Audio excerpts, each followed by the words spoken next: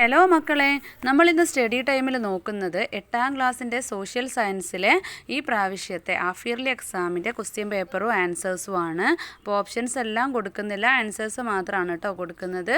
അപ്പോൾ ഇവിടെ ഒന്നാമത് ചോദിച്ചിട്ടുള്ളത് 1, 2 ചോദ്യങ്ങൾക്ക് ഉത്തരം എഴുതുക, 1 മാർക്ക് വീതമാണ്. അപ്പോൾ ഒന്നാമത്തെ ചോദ്യം, പരിമിതമായ വിഭവങ്ങൾ ഫലപ്രദമായി വിനിയോഗിക്കാൻ മനുഷ്യൻ്റെ ആവശ്യങ്ങൾക്ക് മുൻഗണന നിശ്ചയിക്കേണ്ടതാണ്. ഈ ആശയം മുന്നോട്ട് വെച്ച സാമ്പത്തിക ശാസ്ത്രജ്ഞൻ ആരാണ്? ഓപ്ഷൻ സി ആണ്, ലയണൽ റോബിൻസ് ആണ് കേട്ടോ ഉത്തരം. ഇനി രണ്ടാമത്തെ ചോദ്യം, ചെറിയ തോത് ഭൂപടങ്ങളുമായി ബന്ധപ്പെട്ട ശരിയായ പ്രസ്താവനകൾ കണ്ടെത്തുക. അപ്പം ഓപ്ഷൻ സി ആണ്, 3 മാത്രം ശരിയാണ്. അതായത് വലിയ ഭൂപ്രദേശങ്ങളിലെ പ്രധാന വിവരങ്ങൾ മാത്രം ഉൾപ്പെടുത്തി തയ്യാറാക്കുന്നു. ഇനി 3 മുതൽ 6 വരെയുള്ള എല്ലാ ചോദ്യങ്ങൾക്കും ഉത്തരം എഴുതുക. ഓരോന്നിനും 2 മാർക്ക് വീതമാണ് കേട്ടോ. അപ്പം മൂന്നാമത്തെ ചോദ്യം, കശാന ഭരണകാലത്ത് രൂപം കൊണ്ട ശില്പകലയെക്കുറിച്ച് കുറിപ്പ് തയ്യാറാക്കുക. അപ്പം നമുക്ക് എന്തെഴുതാം? ഗാന്ധാര ശില്പകല ഗ്രീക്കുകാരുടെയും റോമാക്കാരുടെയും ശില്പവിദ്യയും ഇന്ത്യയിൽ നിലനിന്നിരുന്നു. ശില്പവിദ്യയും ചേർന്ന് രൂപപ്പെട്ട ഒരു പുതിയ ശൈലിയാണ്. ഇന്നത്തെ അഫ്ഗാനിസ്ഥാനിലെ കാണ്ഡഹാർ, അതായത് ഗാന്ധാരം എന്ന പ്രദേശത്താണ് ഇത്തരം ശില്പങ്ങൾ ധാരാളമായി നിർമ്മിച്ചിരുന്നത്. ചോദ്യം 4, ചുവടെ തന്നിട്ടുള്ളവയിൽ നിന്നും ശിലകളുമായി ബന്ധപ്പെട്ട ശരിയായ ജോഡികൾ കണ്ടെത്തുക. ബസാൾട്ട്, ആഗ്നേയശില, ചുണ്ണാമ്പുകല്ല്, അവസാദശില. അടുത്തത് 5ാമത്തെ ചോദ്യം, മഹാശിലാ സ്മാരകങ്ങളിലെ അവശിഷ്ടങ്ങളിൽ നിന്ന് പ്രാചീന തമിഴകത്തെക്കുറിച്ച് എന്തെല്ലാം വിവരങ്ങളാണ് ലഭിക്കുന്നത്? ഉത്തരം, ഭൂപ്രകൃതി, വിഭവസമൃദ്ധി, ആഹാരരീതി, ആടയാഭരണങ്ങൾ, വിനോദങ്ങൾ, ആചാരങ്ങൾ, പ്രധാന തൊഴിലുകൾ, വിശ്വാസങ്ങൾ. ചോദ്യം 6, താമ്രശിലായുഗവുമായി ബന്ധപ്പെട്ട് ചുവടെ നൽകിയിട്ടുള്ള ചോദ്യങ്ങൾക്ക് ഉത്തരമെഴുതുക. ഒന്നാമത്തെ ചോദ്യം, ഇന്ത്യൻ ഉപഭൂഖണ്ഡത്തിലെ പ്രധാന താമ്രശിലായുഗ കേന്ദ്രം ഏത്? ഉത്തരം, ബലൂചിസ്ഥാനിലെ മെഹർഗഡ്. രണ്ടാമത്തെ ചോദ്യം, ഈ താമ്രശിലായുഗ കേന്ദ്രത്തിൻ്റെ ഏതെങ്കിലും ഒരു സവിശേഷത എഴുതുക. ഉത്തരം, ഗോതമ്പ്, ബാർലി എന്നിവ അവിടെ കൃഷി ചെയ്തിരുന്നു. അടുപ്പുകളോട് കൂടിയ വീടുകൾ ചെളിക്കട്ട കൊണ്ട് നിർമ്മിച്ചിരുന്നു. മൺപാത്ര നിർമ്മാണത്തിന് ചക്രം ഉപയോഗിച്ചിരുന്നു. അപ്പോൾ അതിലേതെങ്കിലുമൊക്കെ എഴുതാം. ഇനി 7 മുതൽ 11 വരെയുള്ള ചോദ്യങ്ങളിൽ ഏതെങ്കിലും 4 എണ്ണത്തിന് ഉത്തരം എഴുതുക. ഓരോന്നിനും 3 മാർക്ക് വീതമാണ്. 7ാമത്തെ ചോദ്യം, ജീവജാലങ്ങളുടെ നിലനിൽപ്പിൽ nitrogen, oxygen, carbon dioxide എന്നീ വാതകങ്ങൾക്കുള്ള പ്രാധാന്യം വ്യക്തമാക്കുക. ആൻസർ, പ്രകാശ സംശ്ലേഷണത്തിന് സസ്യങ്ങൾ കാർബൺ ഡൈ ഓക്സൈഡ് ഉപയോഗപ്പെടുത്തുന്നു. ശ്വസന പ്രക്രിയയ്ക്കായി മനുഷ്യനും മറ്റു ജന്തുജാലങ്ങളും ഓക്സിജൻ ഉപയോഗപ്പെടുത്തുന്നു.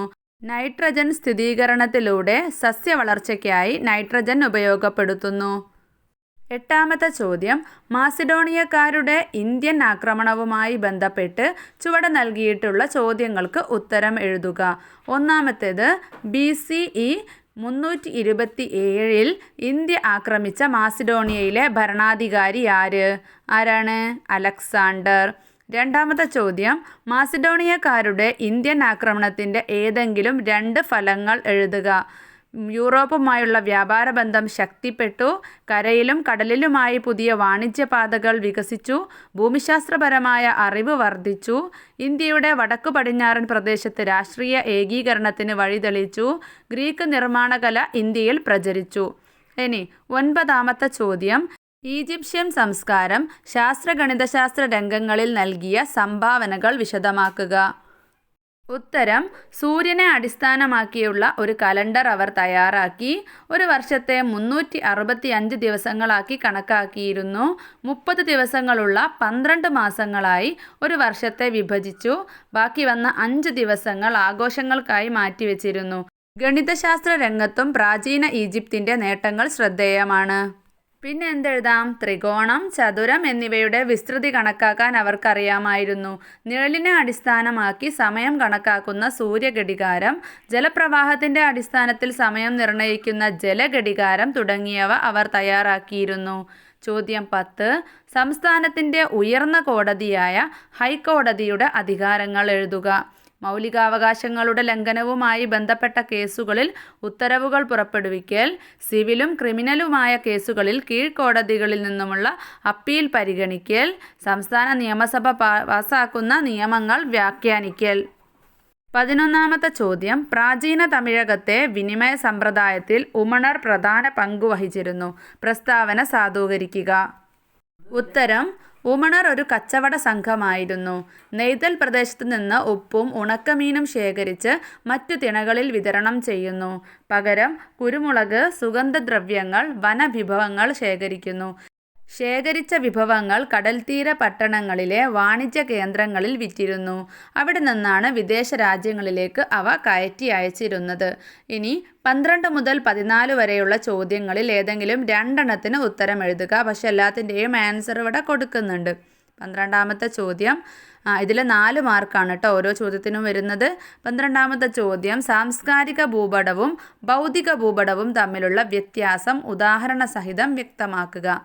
സാംസ്കാരിക ഭൂപടങ്ങൾ മനുഷ്യനിർമ്മിതമായ സവിശേഷതകൾ ചിത്രീകരിക്കുന്ന ഭൂപടങ്ങളാണ്. അതായത് ഉദാഹരണം രാഷ്ട്രീയ ഭൂപടം, കാർഷിക ഭൂപടം, സൈനിക ഭൂപടം, ചരിത്ര ഭൂപടം, ഭൂവിനിയോഗ ഭൂപടം, വ്യാവസായിക ഭൂപടം. ഇനി ഭൗതിക ഭൂപടങ്ങൾ എന്ന് പറഞ്ഞാൽ പ്രകൃതിദത്തമായ സവിശേഷതകൾ ചിത്രീകരിക്കുന്ന ഭൂപടങ്ങളാണ്. ഭൗതിക ഭൂപടങ്ങൾക്ക് ഉദാഹരണങ്ങളാണ് നൈസർഗിക സസ്യജാല ഭൂപടം, ജ്യോതിശാസ്ത്ര ഭൂപടം, ഭൂപ്രകൃതി ഭൂപടം, ദിനാവസ്ഥാ ഭൂപടം, കാലാവസ്ഥാ ഭൂപടം.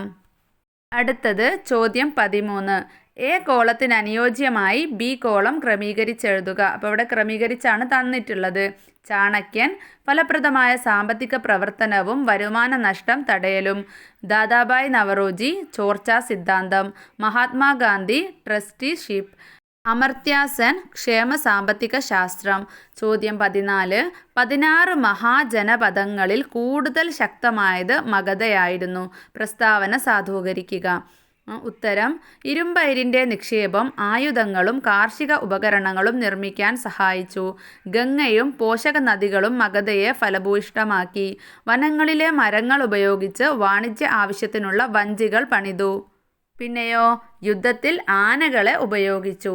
കാർഷിക വാണിജ്യ പുരോഗതി, നദീജല ഗതാഗതം, പിന്നെ ശക്തരായ ഭരണാധികാരികളും സുശക്തരായ സൈന്യവും.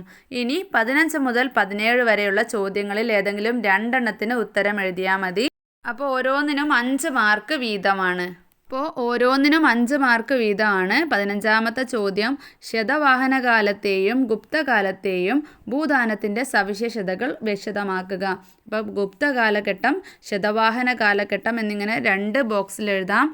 ഗുപ്തകാലഘട്ടം സന്യാസിമാർ, ബ്രാഹ്മണർ, പിന്നെ കൊട്ടാരത്തിലെ ഉദ്യോഗസ്ഥർ തുടങ്ങിയവർക്ക് ഭൂമിദാനമായി നൽകി. ശതവാഹന കാലഘട്ടത്തിൽ ബുദ്ധ സന്യാസിമാർ, ബ്രാഹ്മണർ എന്നിവർക്ക് ഭൂമിദാനമായി നൽകി. ഇനി ഗുപ്ത കാലഘട്ടത്തിൽ കർഷകരെ കൊണ്ട് പണിയെടുപ്പിച്ചു. കർഷകർക്ക് ഭൂമിയിൽ ഒരവകാശവും ഉണ്ടായിരുന്നില്ല. കൃഷി വ്യാപകമായെങ്കിലും കർഷകൻ്റെ അവസ്ഥ പരിതാപകരമായിരുന്നു. ശതവാഹന കാലഘട്ടത്തിൽ കൃഷിഭൂമിയുടെ വ്യാപ്തി വർദ്ധിപ്പിക്കുക എന്നതായിരുന്നു ഭൂദാനങ്ങളുടെ പ്രധാന ലക്ഷ്യം.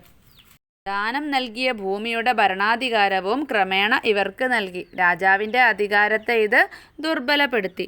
ഇനി 16ാമത്തെ ചോദ്യം, ഭൂപടങ്ങളിൽ തോത് രേഖപ്പെടുത്തുന്ന വിവിധ രീതികൾ ഏതെല്ലാം? ഏതെങ്കിലും 2 രീതികൾ വിശദമാക്കുക. ഒന്നാമത്തേത് പ്രസ്താവന രീതി.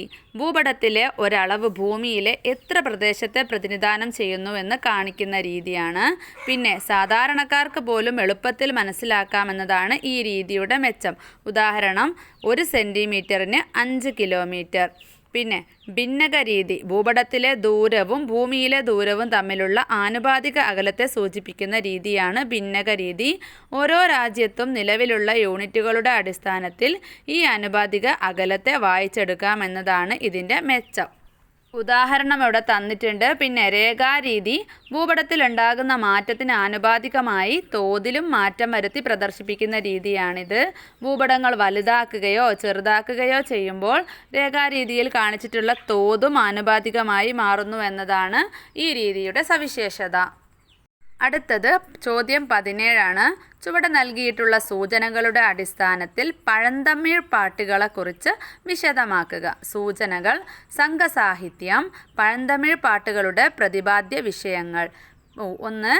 പഴന്തമിഴ് പാട്ടുകളുടെ സമാഹാരങ്ങൾ സംഘസാഹിത്യം എന്നറിയപ്പെടുന്നു. ലഭ്യമായതിൽ ഏറ്റവും പഴക്കമുള്ള തമിഴ് സാഹിത്യം BCE 300-നും CE 300-നും ഇടയിലാണ് സമാഹരിക്കപ്പെട്ടതെന്ന് കണക്കാക്കപ്പെടുന്നു. പ്രാചീന തമിഴകത്തെ മനുഷ്യജീവിതത്തെക്കുറിച്ച് കൂടുതൽ വിവരങ്ങൾ അറിയാൻ സഹായിക്കുന്നു. അടുത്തത് പഴന്തമിഴ് പാട്ടുകളെ രണ്ടായിട്ട് തരംതിരിച്ചിരിക്കുന്നു. അകം പാട്ടുകൾ, പുറം പാട്ടുകൾ എന്ന്. അകം പാട്ടുകൾ എന്ന് പറഞ്ഞാൽ വ്യക്തിപരവും കുടുംബപരവുമായ കാര്യങ്ങൾ പ്രതിപാദിക്കുന്നതാണ്. പുറം പാട്ടുകളാണെങ്കിൽ യുദ്ധം, കച്ചവടം തുടങ്ങിയ കാര്യങ്ങളാണ് പറയുന്നത്. അപ്പോൾ ഇത്രയും ചോദ്യങ്ങളാണ് ഈ പ്രാവശ്യത്തെ സോഷ്യൽ സയൻസ് അല്ലേ 8ാം ക്ലാസ്സിൻ്റെ സോഷ്യൽ സയൻസിൽ ചോദിച്ചിട്ടുള്ളത്. അപ്പോൾ എല്ലാവരും ഉത്തരങ്ങൾ എഴുതിയെടുക്കുക. ഇപ്പോൾ സ്റ്റഡി ടൈം സബ്സ്ക്രൈബ് ചെയ്യാത്തവർ സബ്സ്ക്രൈബ് ചെയ്യുക, ലൈക്ക് ചെയ്യുകയും ഫ്രണ്ട്സിന് ഷെയർ ചെയ്ത് കൊടുക്കുകയൊക്കെ ചെയ്യുക. മറ്റൊരു ക്ലാസ്സിൽ കാണാം.